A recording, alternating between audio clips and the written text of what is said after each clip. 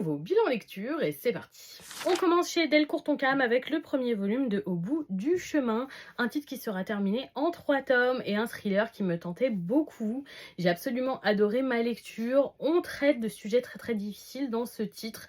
Un jeune homme qui a tué le violeur de sa petite sœur et meurtrier au-delà de tout ça vu qu'elle s'est suicidée suite à ce viol et qui découvre qu'une petite fille s'est immiscée dans la vie de sa mère, une petite fille qui a l'air très suspecte. Et franchement j'ai adoré le suspense, le mystère, les personnages, le développement. C'est une super découverte, c'est pour public très averti mais je le sens bien. On passe chez Crunchyroll avec le 5e volume de la Gracefield Edition de The Promised Neverland.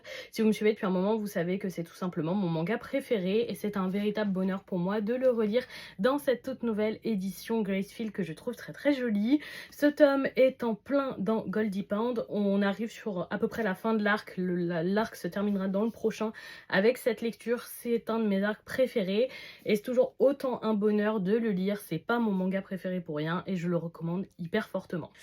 On passe chez Soleil Manga avec les tomes 3 à 6 de La Vengeance du Souffre-Douleur, ce qui me permet de terminer ce titre. J'avais beaucoup apprécié les 2 premiers volumes de cette lecture et j'ai tout autant apprécié la suite et fin.